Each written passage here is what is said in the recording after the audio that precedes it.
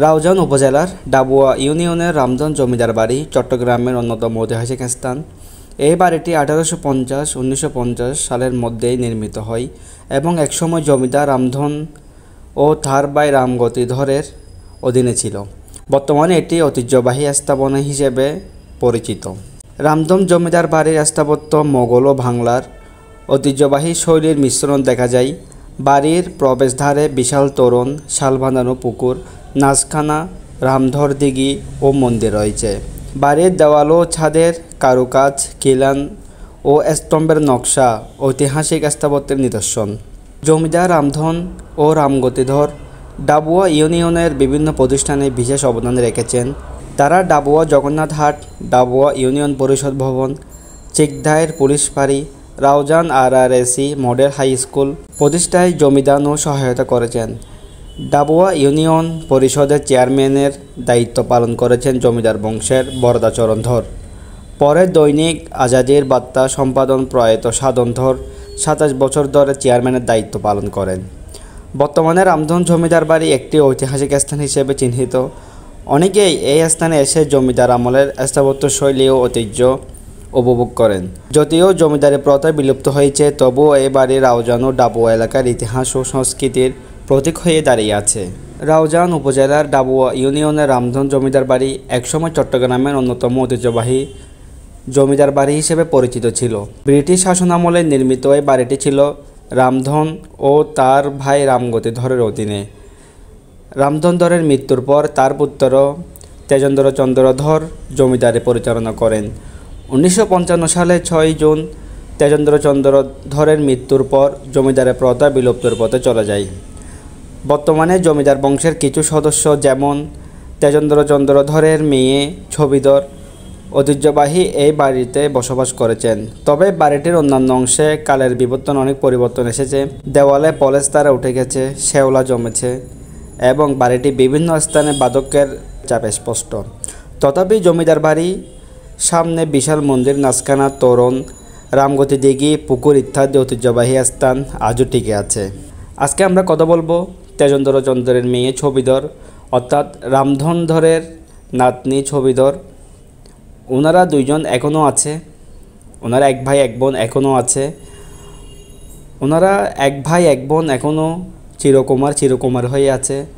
বোন বিয়ে করে নাই ভাইয়ের জন্য, ভাই প্রতিবন্ধী তাই ভাইকে দেখাশোনা করার জন্য বোন বিয়ে করে নাই, ভাইও ঠিক সেম বোনের দেখাশোনার জন্য বিয়ে করে নাই। মেয়ের নাম কি, আসল নাম কি এটার? এটার মানে বাড়িটার নাম কি?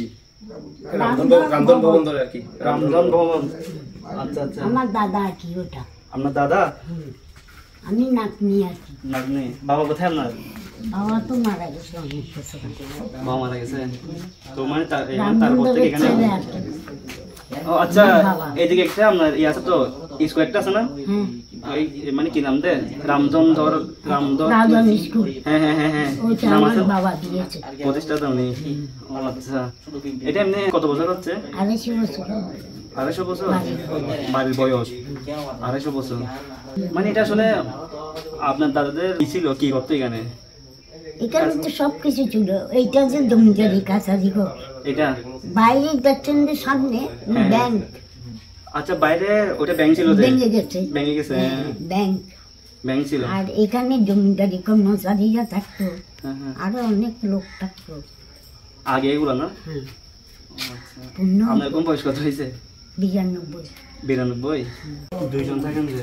দুইজন আছি, বেঁচে আছি। আর বলে সব মরে গেছে। ওর বাইপুর আছে, নাতিরা আছে, ওরা কানো থাকে।